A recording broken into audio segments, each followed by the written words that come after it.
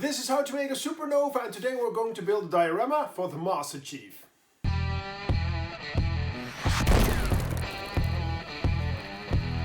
So when I was about 16 years old, I went to my local toy store and there was a discount bin with this game called Halo. And I took it out, it looked very cool.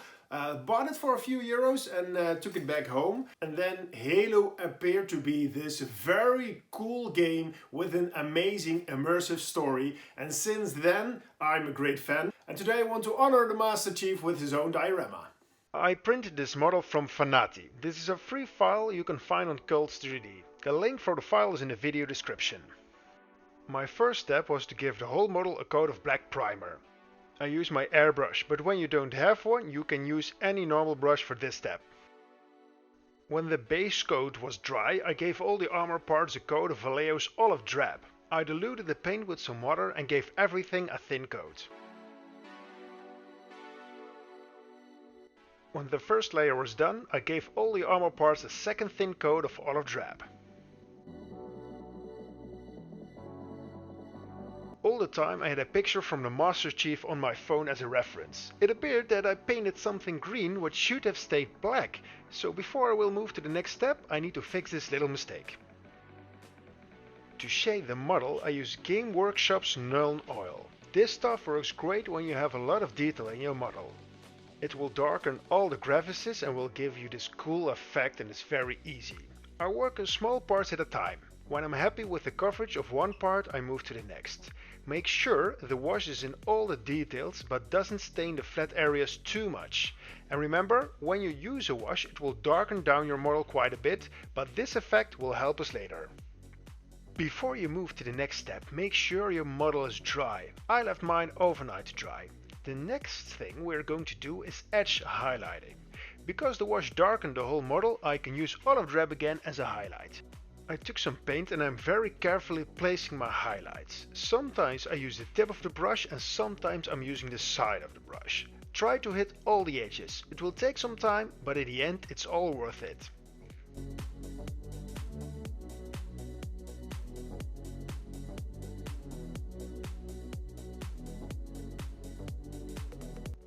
The visor first got a coat of a Vallejo's black red. I'm painting the whole visor with an opaque layer of paint. And finally I added a layer of Vallejo's glorious gold. Take your time with this step. You already came so far and you don't want to clean some gold paint from your armor. To add some battle damage to the Master Chief, I use a small piece of sponge and some metal paint. Very softly I tap my model. You can also use some brown paint to simulate some rust, but I was thinking that the metal from the Master Chief wouldn't rust, so I'm only using some metal paint and after that some black paint.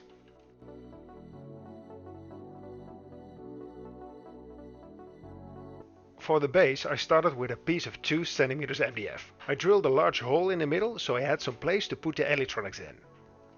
For the floor of the diorama I took my hot wire foam cutter and made some thin foam tiles in a lot of interesting shapes.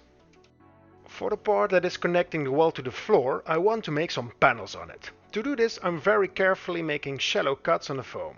Then I traced all my cuts to make them a little bit bigger. When you place the LEDs in your foam you will have a chance that the thinner parts will show some light through. And to prevent this I gave the inside a coat of black paint. The electronics I'm using is nothing too fancy. I used the LED strip, a battery connector and a simple button I had laying around. Then it was time to do some dry fitting. I took my MDF, another layer of foam and my freshly made foam thing and I placed them on top of each other and I'm trying to find the best position for them. And when I was happy with it, I marked that position with a shallow cut. And with some super fancy green glitter glue, I glued the foam parts in place. When you do this, keep in mind that the glue will melt the foam. But when your foam is thick enough and you work fast enough, it works great.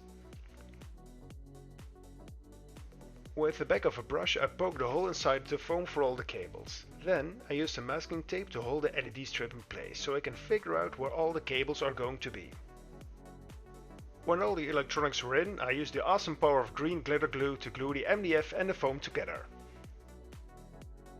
For the floor I cannot use a hot glue gun, because the thin parts will melt immediately and the glue will be very visible. For this reason I'm using white glue. Remember that you can always add more glue, taking it off is really a pain in the ass.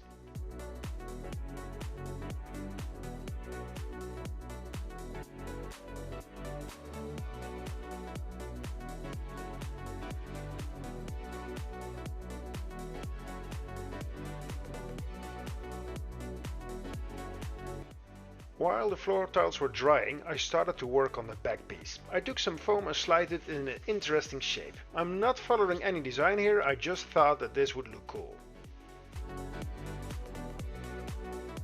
First I marked which part would be glued to the other foam and which part would be visible. To match the panels I made on my first piece of foam, I'm going for a similar design. I marked a 5mm thick frame and then added the panels. Then I took my toothpick again to make the shallow cuts more visible.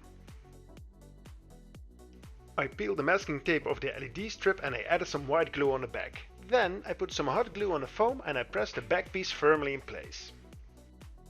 When everything was dry, it was time to trim all the edges. With my hot wire foam cutter this was a very easy job. Very gently I pushed my project against the wire, and when you do this make sure you don't bend the wire, otherwise you won't get straight cuts. When you don't have a hot wire foam cutter you can do this all with a very sharp knife. It will only take you some more time, but your results will be the same. When the trimming was done I found out that this piece was too thin. The end looked a little weird and I was sure it would break off sometime, so I decided to take it off. And then it was time to put some paint on it. I used a black surface primer from Vallejo. This stuff is actually meant for your models, but it works great on XPS foam too. When the base coat was dry, I took a big brush and I dry brushed a very dark grey on it. When it was done, I added a little more white into my mix and gave everything a second coat of paint.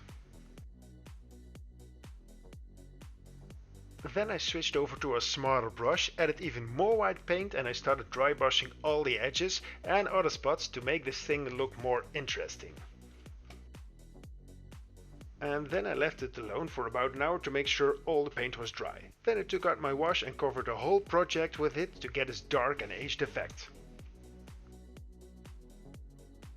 The next day I sprinkled some sand on it, and with a soft brush I pushed the sand around. All the time I'm thinking where the sand would collect naturally, and when I'm happy with it I soak it in soapy water and add some watered down PVA glue.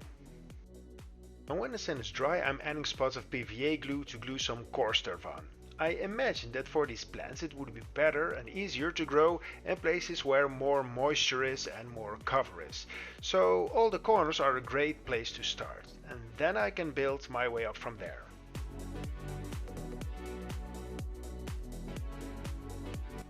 The last thing I'm going to do is to add some homemade pigment powder. I'm choosing warm colors like yellow and orange as a contrast of the cold grey. And finally the base was done. Then I took the Master Chief, drilled some holes in his legs, gave him some toothpicks, some super glue, and I pressed him into the foam.